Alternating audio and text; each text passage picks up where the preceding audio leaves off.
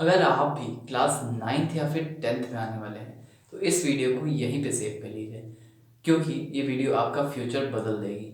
और ये मैं गारंटी के साथ इतना श्योरली इसलिए कह सकता हूँ क्योंकि हर साल लाखों बच्चे क्लास 9th और 10th में आते हैं और बोलते हैं कि मैं इस साल बहुत अच्छे नंबर लाऊंगा या फिर लाऊंगी, और वही स्टूडेंट्स साल के एंड में बोलते हैं काश मैंने ये गलतियाँ ना की होती।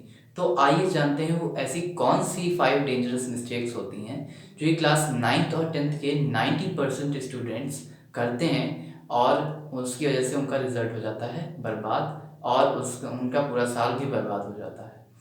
तो अगर आप इन मिस्टेक्स को करने से बच गए तो आप बिलीव मी आपका रिजल्ट बाकी स्टूडेंट्स से बहुत ही अच्छा आने वाला है।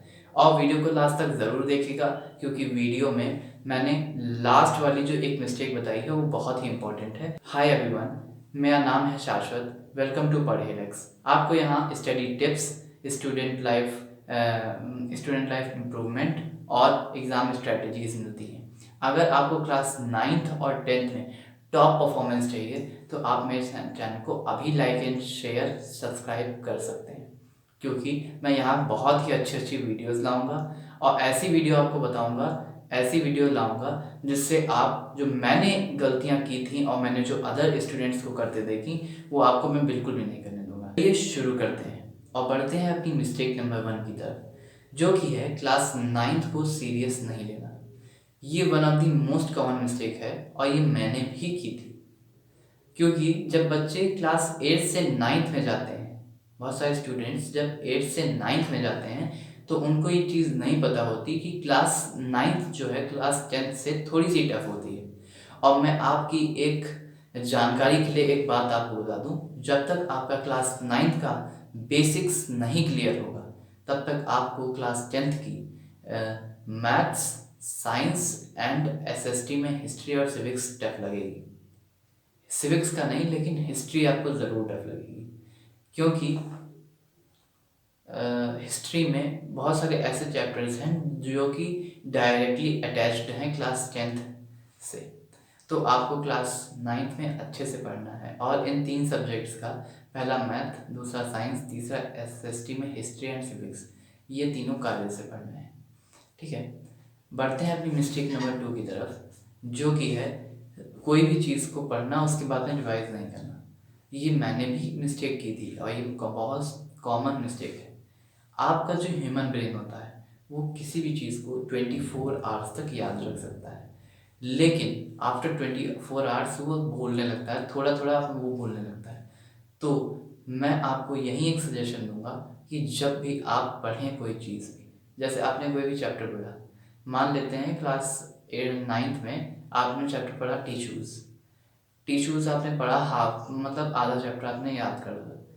तो उस चैप्टर में जितने भी डायग्राम्स हैं, जब आप स्लीप करने जाएं रात में, जिस दिन आपने याद किया है उसी दिन जब आप स्लीप करने जाएं तो आप एक बार अपने मन में विजुअलाइज करिए, उसके डायग्राम सारे याद करिए कि आपने क्या क्या पढ़ा था। ठीक है, तो जब तक आप विजुअलाइज नई चीज़ों को करेंगे तब तक आपको अच्छे से कोई भी चीज़ नहीं याद होगी। और वही जो आपने वो जो अगले दिन पहले आपने जैसे टिश्यूज हाफ चैप्टर पढ़ा, मतलब आधा चैप्टर आपने पढ़ा, तो उसके बाद में आपको जो अगला दिन होगा उसको उस दिन ज़रूर रिवाइज करना है। ठीक है, और जब आप ये वन वन वीक तक आप डेली जब आप करेंगे तो हर चीज़ आपको याद हो जाएगी। बढ़ते हैं अपनी मिस्टेक नंबर 3 की तरफ, जो कि है मोबाइल डिस्ट्रैक्शन।